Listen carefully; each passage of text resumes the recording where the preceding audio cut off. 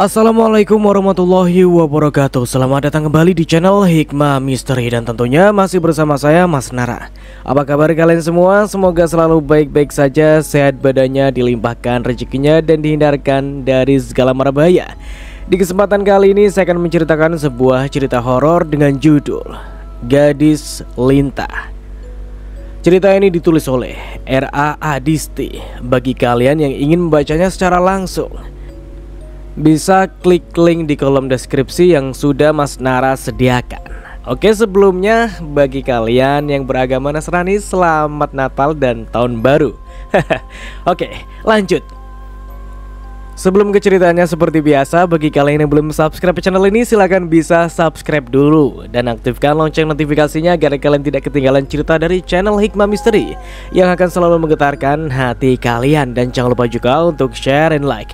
Oke, terima kasih, and so get ready to be haunted. Tahun 1973. Kenapa tidak segera kau nikahkan saja anakmu, daripada perutnya terus membesar begitu? Kata Ayu, salah satu tetangga Puji. Betul itu, anakmu itu kelihatan lugu, pendiam, tapi nyatanya sudah hamil duluan. Sekar, tetangga lainnya tak kalah sengit menyahut. Puji hanya diam saja. Kalau aku yang punya anak begitu, sudah aku cincang dia. Tambah Ayu lagi. Betul itu, kamu itu loh terlalu sabar menghadapi anakmu begitu. Harusnya kamu sebagai orang tua harus keras dan tegas, biar dia mau mengakui siapa sebenarnya yang menghamili dia. Puji terdiam.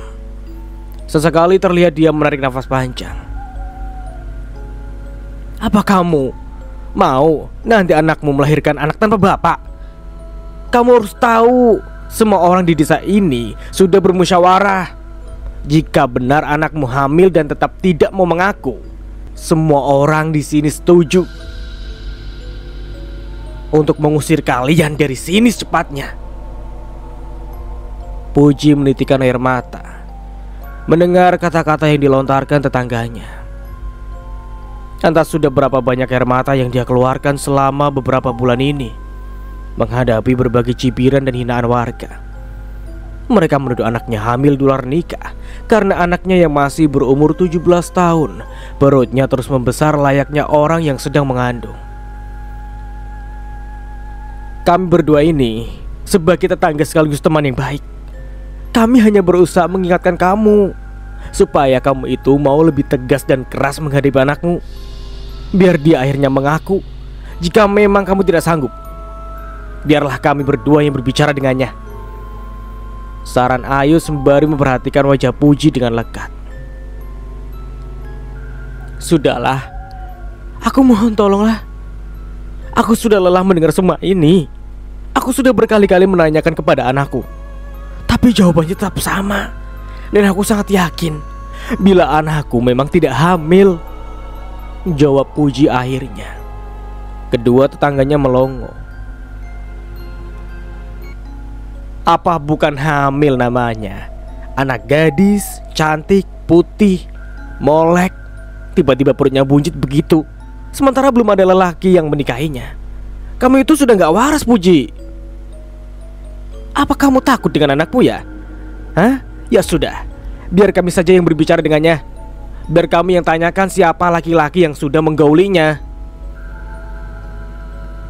Ayu pantang menyerah. Wajahnya sudah memerah padam menahan amarah. Dia mulai tak sabaran mengajak Puji ke rumahnya untuk bertemu langsung dengan anaknya. Bukan tanpa sebab, berbagai tuduhan diterima oleh Puji. Karena hampir setiap hari para tetangga menggunjing dirinya yang memiliki anak gadis bernama Lintang yang semakin hari perutnya terus membuncit. Mengenai hal ini pernah ia tanyakan langsung kepada Lintang. Namun anak cantiknya itu tak pernah mau mengaku. Bahkan dia sendiri bingung dengan keadaannya. Puji ingin saja mempercayai hal itu, mengingat anaknya sangat jarang bergaul dengan anak-anak di luar sana. Terus terang, ibu malu melihat keadaanmu begini, Lintang. Kalau kamu mengaku, ibu gak akan marah atau mencaci maki kamu. Tolonglah, kasih tahu ibu yang sebenarnya. Puji membujuk anak semata wayangnya itu. Meski dalam hatinya begitu geram melihat perubahan tubuh anaknya yang semula bertubuh langsing, kini mulai membesar terutama di bagian perutnya. Dia tetap berusaha sabar. Beberapa kali Puji menatap perut anaknya itu. Lintang risih jadinya sambil sesekali memperbaiki kain jarik yang dipakainya. Lintang benar-benar tak melakukan apa-apa, Bu. Ibu percayalah pada Lintang. Semuanya secara tiba-tiba saja perut Lintang membesar begini, sautnya dengan air mata yang sudah memberi jejak pada pipi mulusnya. Apa ibu pernah melihat Lintang berbohong? Lintang sayang sama ibu. Jadi tidak mungkin Lintang melakukan hal-hal yang dilarang oleh agama, Bu. Lagi-lagi Puji terhenyak mendengar jawaban Lintang. Puji masih mengingat betul bagaimana anak gadisnya ini hanya sibuk membantunya seharian mengerjakan pekerjaan rumah. Sebab Puji sibuk bekerja mencari nafkah dengan menjadi buruh cuci dan membantu bekerja sebagai buruh kasar di ladang milik Tuan Wijaya. Puji yang ditinggalkan suaminya menikah lagi dengan perempuan di kota membuat Puji harus bertahan hidup dengan anak satu-satunya hasil pernikahannya dengan Suwito itu. Lintang yang saat itu masih berusia 5 tahun harus menerima hidup tanpa kehadiran bapak di sisinya. Dengan bekerja sebagai buruh kasarlah Puji membesarkan Lintang dengan penuh kasih sayang dan tetap memberinya ilmu agama yang baik untuk menjadi bekalnya kelak. Kejadian ini membuat Puji bingung apa yang harus ia lakukan. Apalagi melihat porsi makan anaknya semakin bertambah dalam beberapa bulan ini. Pengakuan tak jua ia dapatkan dari anaknya, bahkan untuk memastikan anaknya hamil atau tidak.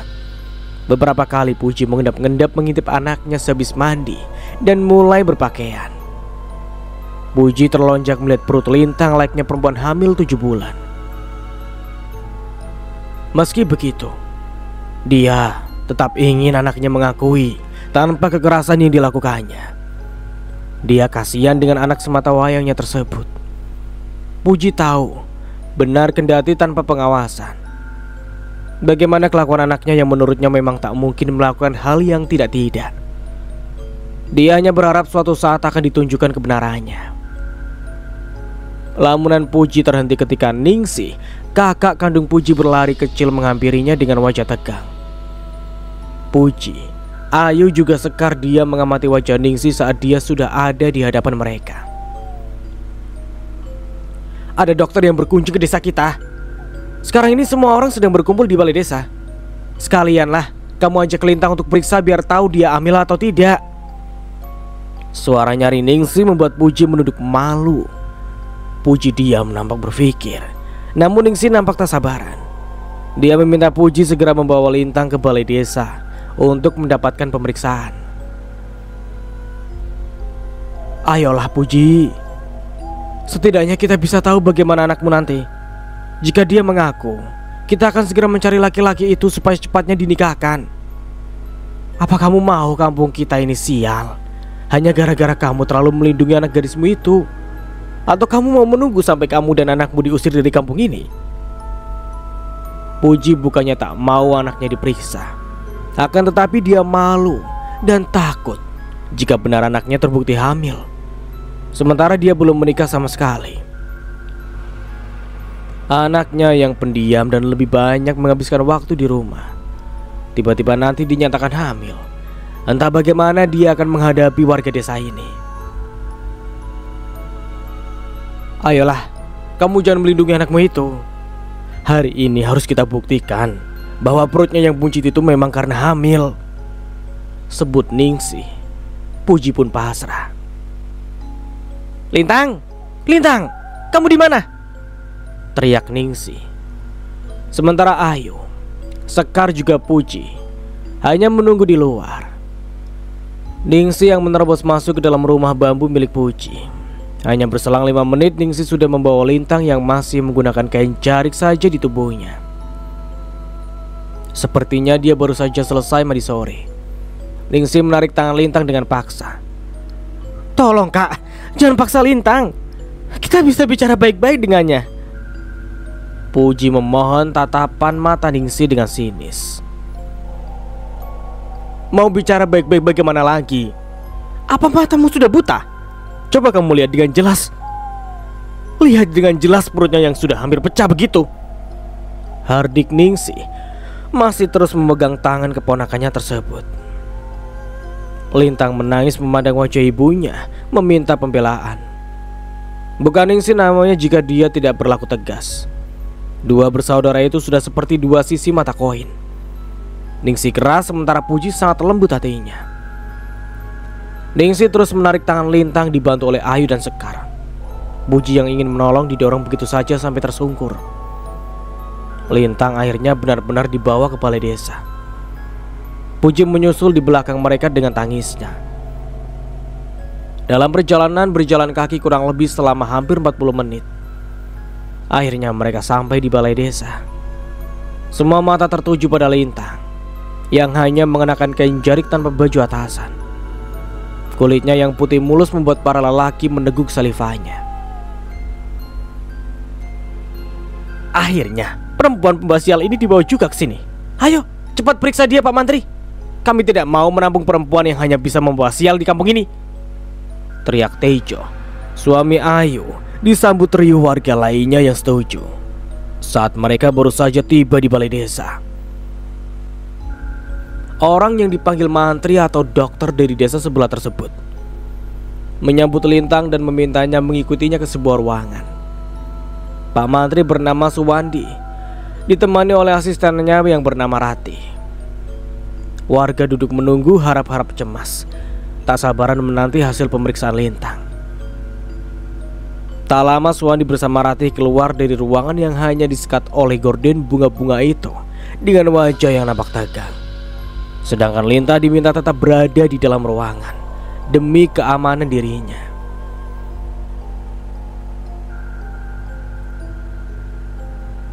Saudari Lintang memang tengah hamil. Kami memeriksa detak jantung bayinya dan memang terdengar. Menurut perkiraan usia kehamilannya 6 bulan. Puji yang mendengar penjelasan Suwandi seketika ambruk dan pingsan. Puji, aduh, pingsan dia. Bagaimana ini Pak Suwandi? Tolong dia. Titah Ningsih, Suwandi dan Rati segera memberikan pertolongan. Ningsih, Ayu, dan Sekar menghambur turut menolong Puji membawanya masuk ke dalam ruangan bergabung dengan Lintang. Ningsih begitu syok. Keponakannya benar-benar hamil. Dari wajahnya terlihat dia kebingungan. Bingung harus menghadapi amukan massa yang meminta agar saudara juga keponakannya diadili sesuai dengan hasil musyawarah desa beberapa malam yang lalu. Musyawarah yang berakhir dengan hasil bahwa Lintang akan segera diusir dari desa setelah terbukti hamil dengan mendatangkan mantri desa adalah ide dari warga yang berharap persoalan Lintang segera terpecahkan. Terbukti Lintang hamil. Sudah kami duga jika anak si Puji itu hamil, dia tak punya suami. Itu berarti selama ini dia kumpul kebo dengan laki-laki sampai hamil. Kita tidak bisa menerima hal itu begitu saja. Kalau begitu usir saja mereka. Usir. Bakar saja sekalian rumahnya, biar dia pindah dan tidak bisa lagi tinggal di sini sekalian. Kampung ini jadi panas dan sial dengan adanya perempuan yang berzina. Jangan kasih kesempatan lagi.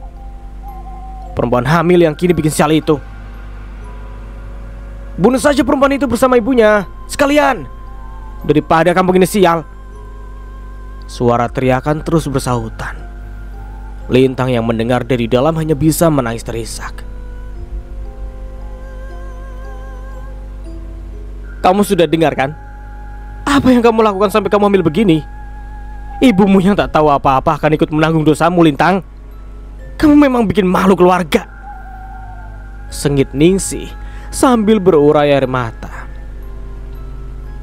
Lintang menunduk dan terus mengeluarkan bulir bening kristal dari kedua sudut netranya. Lintang tidak tahu, Bi. Lintang tidak pernah tidur dengan laki-laki manapun. Percayalah, Bi. Lintang tak peduli lagi dengan air matanya yang terus membasahi pipinya. Sekuat tenaga menahan tangisan dengan guncangan bahunya yang naik turun.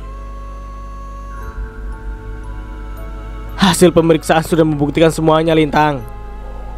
Kamu mau mengelak apa lagi? Kita hanya bisa pasrah menunggu warga mengamuk dan mengusir kalian dari desa ini. Kendati marah, hati Ningsih berdenyut nyeri menerima kenyataan ini. Matanya memandang wajah lelah Puji, adik kandungnya. Adik yang ditinggalkan suaminya bermain gila dengan perempuan lain. Kini harus menghadapi cobaan yang begitu besar. Anaknya mendadak hamil tanpa suami. Kalian biar di sini saja. Biar saya yang akan menenangkan warga. Jika keadaan darurat, sebaiknya kalian bawa saja Lintang melalui pintu belakang. Takutnya amukan warga semakin menjadi-jadi. Beber Suwandi. Ningsih pun menurut. Ningsih, Ayu juga Sekar berusaha membangunkan Puji. Dibantu Rati menggosokkan minyak angin ke hidungnya. Akhirnya Puji siuman. Begitu membuka mata, tangisannya langsung pecah. Lintang mendekati ibunya dan ingin memeluknya. Namun Puji menepisnya. Jangan dekat-dekat dengan ibu lagi, Lintang. Kamu sudah berbohong dengan mengatakan bahwa kamu tidak hamil. Tapi kenyataannya ibu kecewa sama kamu, Lintang. Sangat kecewa. Bu, dengarkan Lintang. Lintang tidak hamil. Dan Lintang tidak pernah disentuh oleh laki-laki manapun. Tolong percaya Lintang. Lintang terus memberikan penjelasan. Sia-sia, karena semua orang tak ada yang mempercayainya. Hasil pemeriksaan mantri desa menyatakan semuanya. Suara teriakan dari luar semakin riuh, dan tak lama terdengar suara langkah kaki yang mendekat dan memaksa masuk ke tempat Lintang. Pak Suwandi masih terus berusaha menghalangi warga. Sebaiknya kalian segera lari dari sini. Mumpung cuaca gelap, mau hujan, dan maghrib begini, kalian bisa bersembunyi. Cepatlah, sebelum kalian dihabisi massa. Perintah Rati seraya membuka pintu belakang. Tapi di luar gelap, kami tidak mungkin berlari dalam keadaan gelap begini, protes Ningsih. Rati mengambil senter kecil lalu menyerahkannya ke Ningsih. Ningsih, Puji, Lintang langsung keluar dari pintu belakang balai desa tersebut. Ayu, Sekar juga Rati hanya bisa melihat mereka dengan tatapan sendu. Pelan-pelan saja ya. Jalannya licin dan gelap. Lintang lagi hamil. Takut dia terpleset dan malah membahayakan nyawa bayinya, ujar Puji mengingatkan. Ningsih pun setuju. Puji dan Ningsih merangkul membawa Lintang menuju persawahan yang cukup luas. Mereka berjalan dengan sangat hati-hati. Akan tetapi, saat suara warga yang begitu ramai menyusul mereka membuat mereka ketakutan dan mempercepat langkah. Hei, mau lari kemana kalian? Berhenti! Teriakan demi teriakan tak mereka hiraukan. Mereka bertiga terus berlari meski dengan langkah payah. Sesekali Ningsih maupun Puji menoleh ke belakang, memastikan jika mereka tidak akan terkejar oleh massa yang tengah mengamuk. Beberapa orang di belakang mereka menggunakan obor terus melakukan pengejaran tanpa jeda. Tinggal beberapa jengkal lagi mereka sudah benar-benar akan didapatkan oleh warga. Jalan licin dan gelap menyulitkan mereka berlari cepat.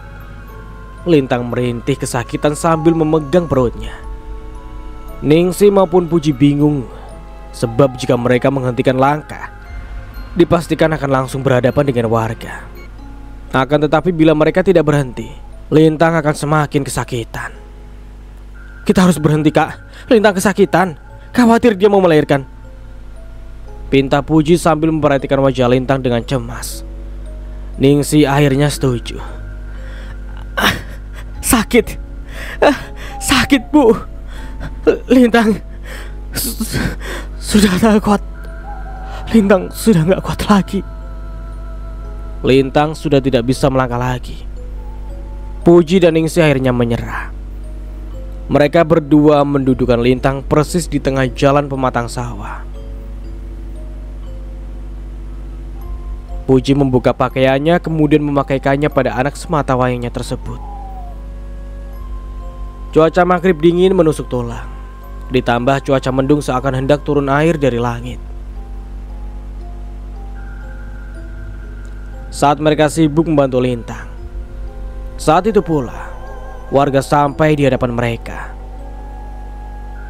Warga yang semula akan mengamuk, kebingungan melihat Lintang yang terus meronta kesakitan. Lintang tak berhenti memegang perutnya. Anehnya, perutnya terlihat bergerak-gerak kuat dan cepat. Warga mulai riuh dan berbisik-bisik. "Akhirnya anak haram mau keluar juga," kata salah satu warga sambil terus memperhatikan Lintang. "Begitu dia selesai melahirkan, langsung aja kita usir dari kampung ini. Buat apa membiarkan seorang perempuan tanpa suami malah punya anak? Bikin malu kampung kita aja," teriak yang lainnya. Puji dan Ningsih hanya bisa mendengarkan, tak peduli dan lebih fokus membantu sebisanya Lintang yang sepertinya akan melahirkan. Lintang sudah mulai menendang-nendang, merasakan sakit yang teramat pada perutnya. Perutnya terus bergerak-gerak. "Ya Allah, Nak, apa yang harus kita lakukan? Kami juga bingung, ya Allah," ucap Puji sambil berusaha memegang perut Lintang. Dia memundurkan beberapa langkah ketika melihat perut anak sematawayangnya itu selayaknya mau pecah, semakin membesar. "Nah, baru rasakan? Jangan mau enaknya saja. Begitu melahirkan terasa sakit. Sakit karena anak haram yang mau dikeluarkan," ucap warga terdengar menyakitkan. Warga bukannya menolong, malah terus berteriak seakan tidak ada hentinya, mengeluarkan cacian dan makian yang membuat Puji dan Ningsih hanya bisa menunduk menahan malu. Lintang memandang ibunya. Bantu aku berdiri, Bu." Lintang dengan peluh keringat dan wajah seputih kapas mengulurkan tangan meminta ibunya untuk membantunya berdiri. Entah apa yang akan ia lakukan. Puji dan Ningsih lantas membantu Lintang berdiri. Terasa sekali kepalan tangan Lintang yang begitu kuat. Tanpa sadar Puji menangis melihat anaknya yang tengah berjuang antara hidup dan matinya untuk mengeluarkan bayinya.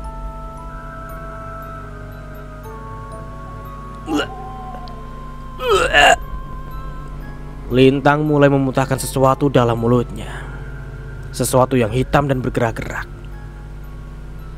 Mata Puji, Ningsih juga warga melotot hampir keluar dari tempatnya. Sekitar 15 atau lebih lintah, sejenis binatang air penghisap darah keluar dari mulut Lintang. Setelahnya, Lintang mengejang beberapa kali, membuat ibu dan bibinya panik. Plok, plok. Ribuan lintah yang cukup banyak keluar dari kedua pangkal paha, atau lebih tepatnya kemaluan Lintang. Semakin Lintang berteriak keras, semakin banyak binatang kecil-kecil seukuran jempol itu keluar dan menggeliat memenuhi tanah sekitarnya. Puji, Ningsih juga warga terpekik melihat kejadian tersebut. Tak berhenti sampai di situ. Setelah keluar dari jalan lahir, lintah tadi tak mau kalah keluar kembali dari mulut Lintang. Setelah mengeluarkan begitu banyak binatang tersebut, perlahan perut Lintang mengempis dan mengecil. Dengan kaki gemetar, Puji berusaha memindahkan anaknya ke tempat yang aman, jauh dari jangkauan ribuan lintah tadi. Warga hanya bisa menonton melihat Puji dan Ningsih yang bergantian kepayahan menolong Lintang. "Bu, aku benar kan? Aku tidak hamil oleh laki-laki manapun. Aku kemasukan lintah, dan hari ini buktinya." Suara Lintang begitu lemah. Dia tersenyum dengan wajah yang pucat. "Iya, Ibu selalu percaya padamu, Nak. Sekarang kita ke mantri ya, supaya kamu bisa mendapatkan perawatan. Kamu masih pendarahan," sahut Puji dengan air mata yang terus menganak sungai di pipinya. "Kami minta tolong pada kalian. Tolong panggilkan mantri kemari. Lintang kehabisan banyak darah," pinta Puji. Bukannya menolong, warga malah diam mematung membuat Ningsih murka. Apa tidak cukup bukti? Kalian sudah melihat keponakanku tidak hamil karena laki-laki. Dia pasti kemasukan lintah saat mandi di sungai. Tolong, kalian panggil mantri ke sini, bentak Ningsih. Tapi bisa saja itu memang anaknya. Karena anak itu anak haram, makanya keluar lintah begitu. Ya, si Mawar yang warga sebelah melahirkan anak ular. Padahal ada suaminya. Jadi bisa saja memang ada laki-laki yang menggaulinya. Iya betul itu. Sebaiknya kamu gak usah mengelak lagi, Lintang. Kamu tidak perlu merasa sok suci. Ujung-ujungnya hamil juga. Dasar perempuan sial, maki yang lainnya. Astagfirullah. Begitu kejam Lintang mendapatkan fitnah yang kejam dari warga. Puji menangis terseduh-seduh, menatap wajahnya Lintang, memikirkan nasib anak semata wayangnya ini. Keadaan Lintang tak membuat warga bersimpati untuk menolongnya. Malah hina, cacian yang mereka terima. Kamu tunggu di sini, Puji. Biar aku yang memanggil mantri desa, kata Ningsih. Puji hanya bisa mengangguk. Setelahnya dia berlari menuju ke balai desa meminta pertolongan. Puji memangku anaknya, sesekali memegang tangan anaknya untuk menguatkannya. Kamu bersabar ya nak. Sebentar lagi bibimu akan membawa mantri ke desa ini. Kamu sabar ya. Bertahanlah nak, Puji memintanya. Lintang pun tersenyum. Pandangan Lintang beralih ke arah warga. Lintang melihat satu persatu mereka yang seakan tuli dan tak membantu mereka. Pandangannya mulai mengabur dan perlahan dia berkomat kami tak jelas. Setelahnya dia menutup matanya dan tangannya lunglai begitu saja. Puji berteriak sekencang-kencangnya. Begitu menyadari anaknya menghembuskan nafas terakhirnya. Warga yang semula menghina dan mengeluarkan cacian, fitnah, saling memandang. Ningsih yang baru saja datang membawa mantri desa, Suwandi bersama Rati, kaget. Suwandi menghampiri kemudian memeriksa nadi Lintang. Setelahnya, dia menggelengkan kepala yang lemah. Suwandi menutup mata Lintang yang meninggal dalam keadaan mata terbuka. Puji semakin berteriak histeris.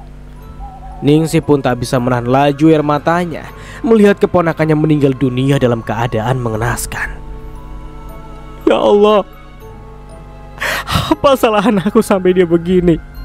Apa salahnya? Puji terus meraung menangisi kepergian anaknya. Ningsih tergugu. Sebaiknya jenazah Lintang kita bawa ke balai desa terlebih dahulu untuk dibersihkan, titah Suwandi sambil melihat warga yang berkerumun tadi. Dia bingung. Warga tak beranjak sama sekali. Apa kalian tuli?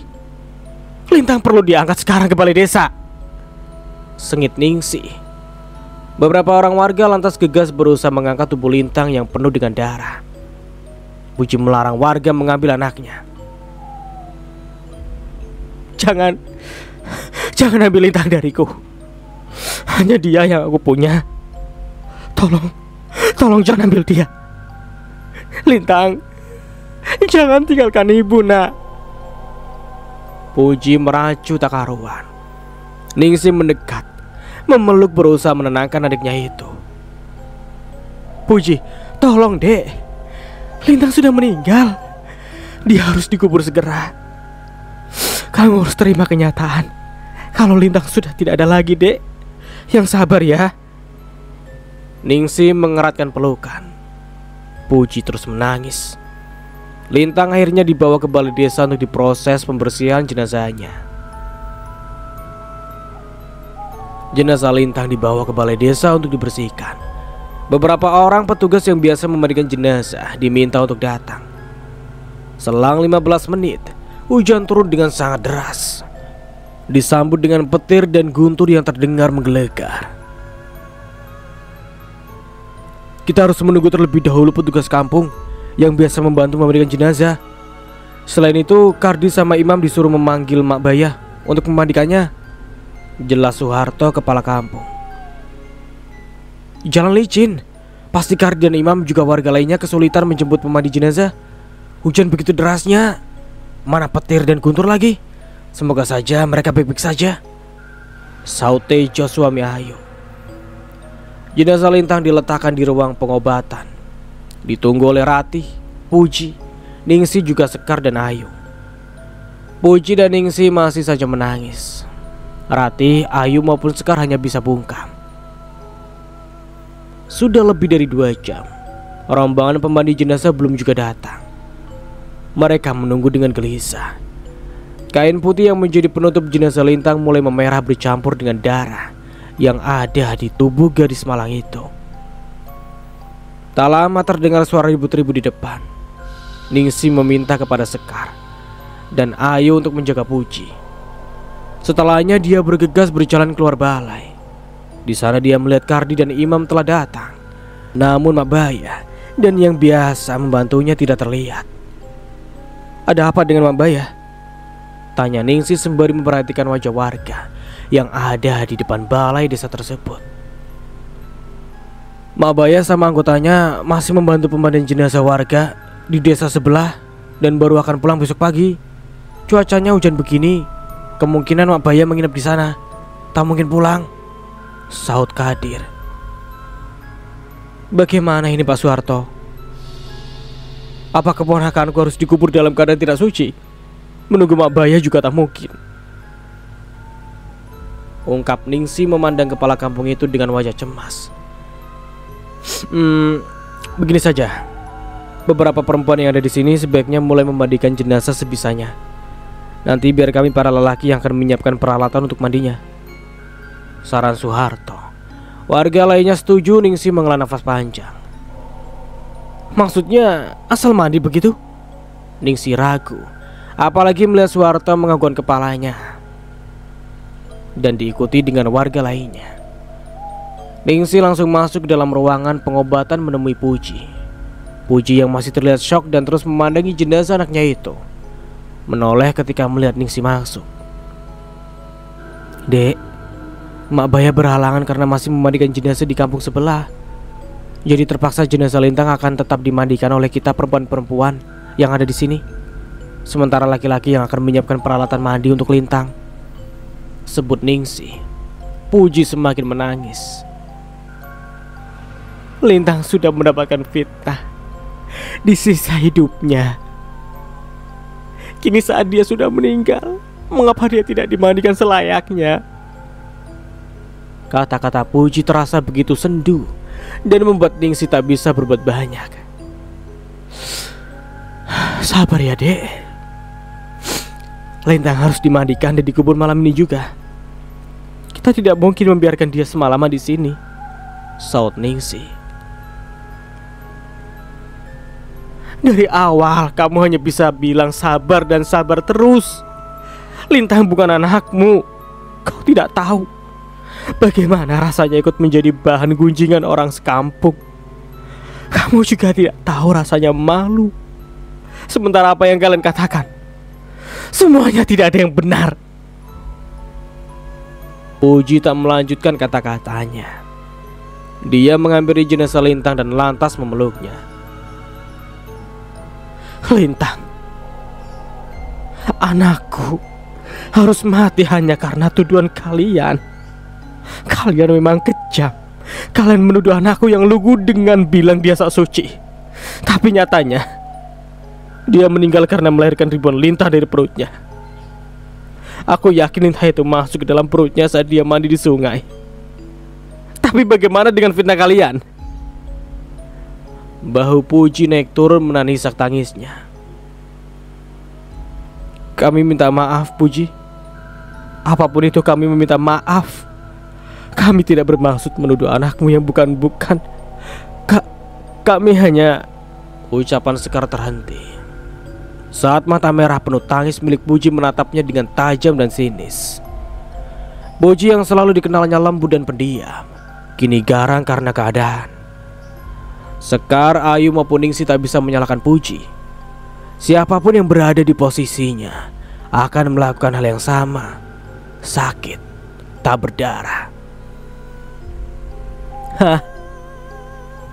Maaf kalian bilang? Apa maaf kalian bisa menghidupkan Lintangku kembali? Apa bisa?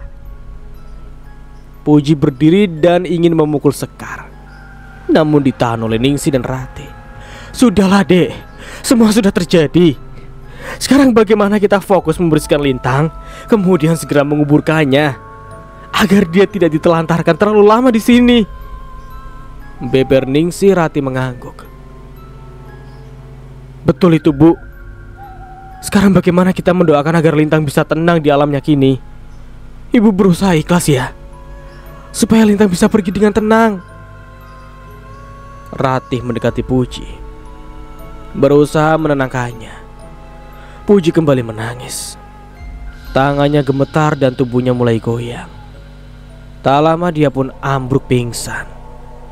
Ya Allah, Puji pingsan. Sekar, kamu panggil bapak-bapak di luar sana, minta bantuannya di sini, perintah Ningsih. Ningsih dan Ayu berusaha mengangkat tubuh Puji ke atas dipan yang ada di sana. Terasa berat. Tak lama beberapa orang laki-laki termasuk kepala kampung dan Suwandi, mantri desa, masuk ke dalam ruangan dan membantu Sekar juga Ningsih. Setelah tubuh Puji dibaringkan di dipan, Ningsih menjaga Puji. Di sini hanya ada Sekar, Ayu sama Ratih juga Ningsih yang bisa membaringkan jenazah Lintang. Nanti biar saya yang bantu memberitahukan apa saja yang akan dilakukan. Airnya gimana? Apa sudah siap?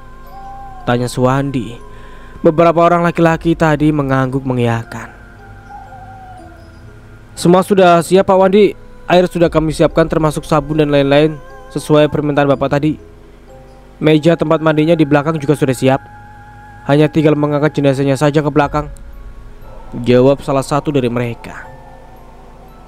Aku akan menjaga adikku di sini. Dia masih sangat bersedih, Pak. Aku akan menunggunya sampai dia siuman, sebut Ningsih. Suwandi pun mengangguk. Beberapa orang laki-laki tadi dengan sigap mulai mengangkat tubuh Lintang menuju tempat mandinya di belakang. Sekar, Ayu dan Ratih diminta memandikan Lintang. Semula Sekar dan Ayu kelihatan takut. Akan tetapi Ratih yang sudah terbiasa berhadapan dengan jenazah meminta mereka membantu dirinya saja membersihkan tubuh Lintang. Bisakah kami tetap meminta beberapa orang laki-laki berjaga di depan, supaya kalau ada apa-apa kami tidak takut lagi? Pujuk Sekar dengan wajah memucat basi.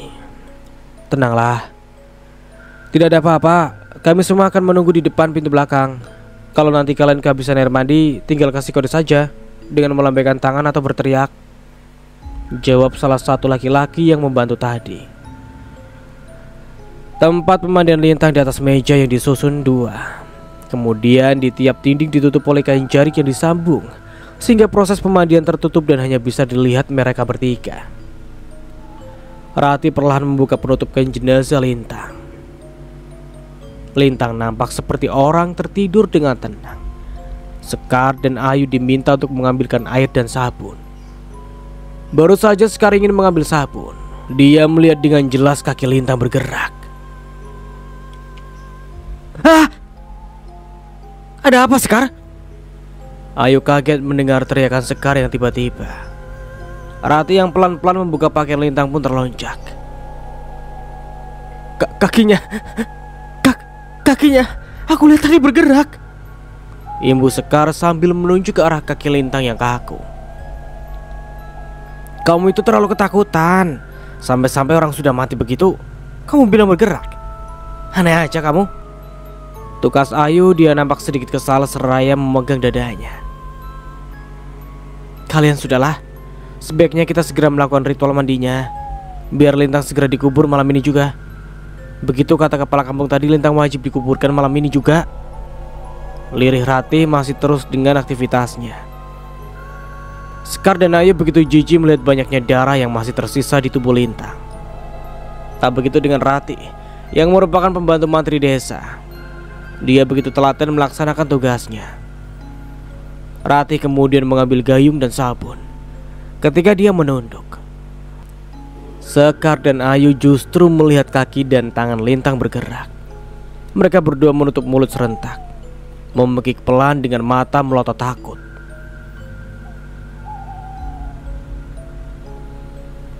Ratih memandangi Sekar dan Ayu bergantian. alisnya ditautkan bingung. Rati nampak menarik napas dalam-dalam kemudian mengembuskannya perlahan. Sesekali tangannya tetap sibuk dengan aktivitasnya. Tolonglah kalian bantu aku memandikan Lintang dengan cepat. Kita sudah ditunggu karena cepatnya dia akan dikubur malam ini juga. Mana di luar masih hujan deras. Pokoknya kita harus cepat, titah Rati. Sekar dan Ayu saling berdorong-dorongan. Meski takut namun mereka tetap menghampiri dan mendekat ke arah meja di mana Lintang berbaring. Rati memberikan gayung dan sabun satunya lagi kepada kedua perempuan yang ada di hadapannya itu. Kalian bersihkan bagian wajah dan tubuh bagian atas, sedangkan aku membersihkan bagian tubuh bawah. Ingat ya, harus benar-benar bersih. Jangan ada sedikit pun kotoran tersisa lagi di tubuhnya. Rati terus memberi perintah. Sekar dan Ayu meneguk liur dengan kompak. Dengan tangan gemetar, mereka mulai melakukan tugas. Sekar menggosokkan sabun yang sudah dibasahi oleh air ke seluruh rambut Lintang. Sementara Ayu bertugas menyiramkan air ke kepala gadis yang difitnah keji tersebut. Tangan Sekar semakin gemetar saat dia melihat seekor lintah seukuran jari kelingking keluar dari hidung Lintang. Dia ingin berteriak, tetapi takut dimarahi oleh Rati. Sekar menyenggol lengan Ayu menuju ke arah hidung Lintang yang kini mengeluarkan darah segar dari sana.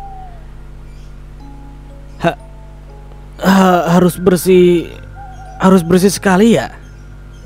Tanya Ayu dengan suara terputus-putus. Rati hanya menjawab dengan mendehem, tanda setuju.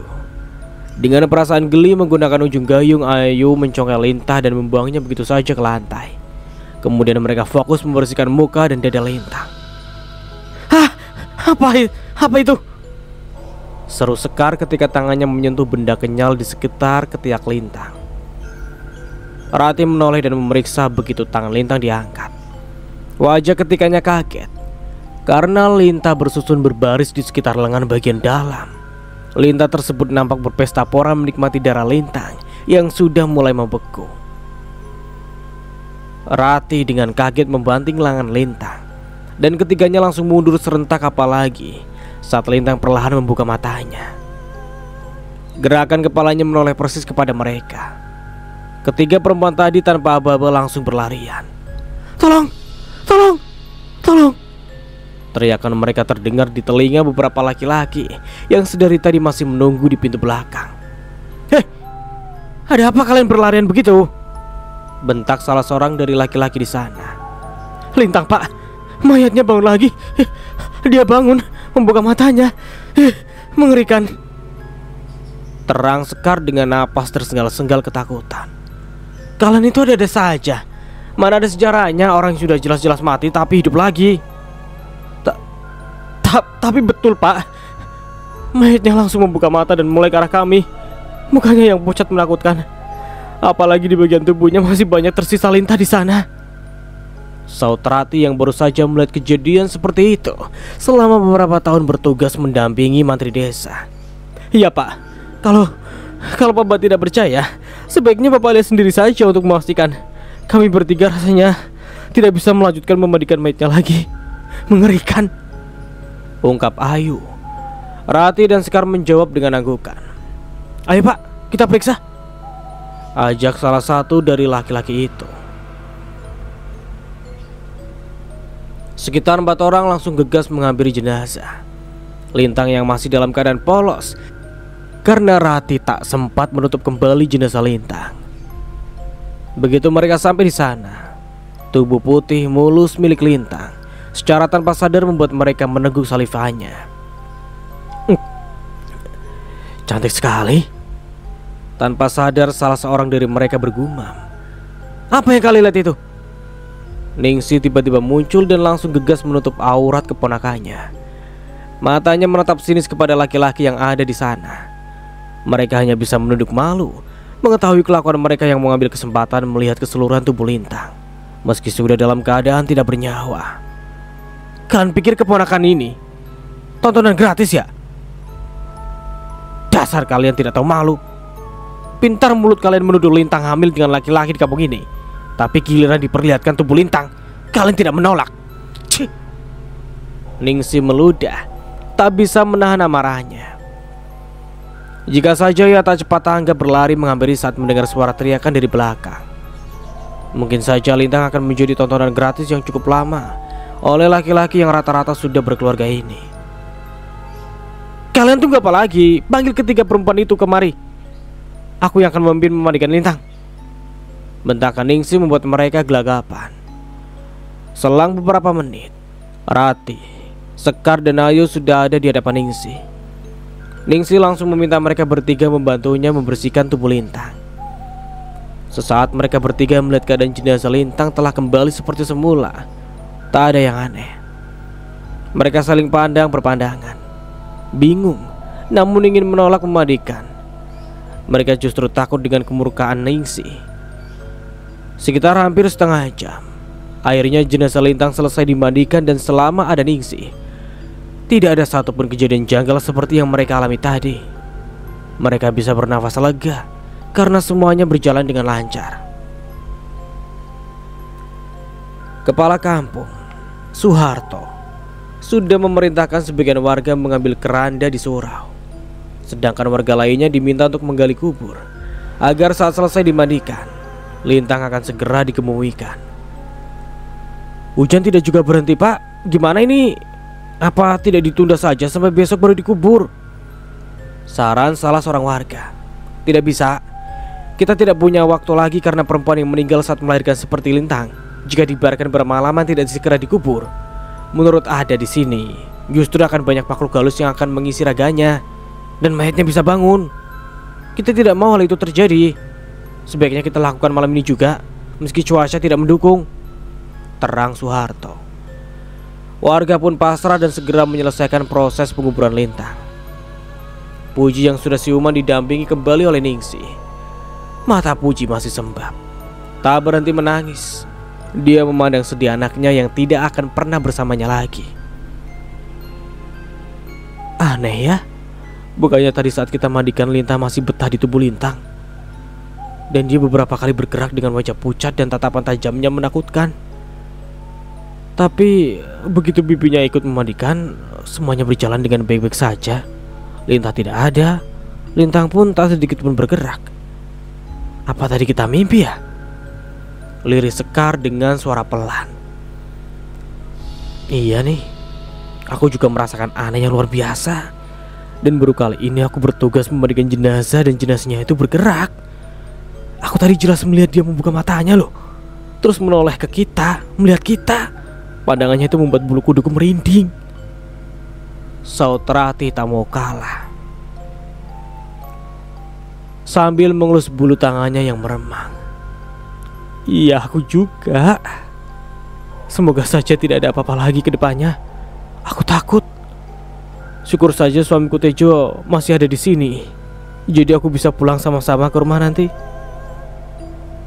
Urai Ayu sambil menoleh ke belakang, memperhatikan Ningsih dan Puji yang terus mendampingi jenazah Ningsih yang sudah masuk dalam keranda dan siap dibawa ke kuburan.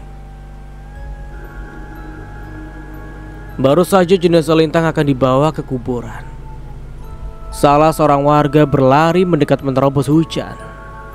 Dia Kang Mus, penggali kubur. Dia berjalan mendekati Soeharto. Pak Soeharto,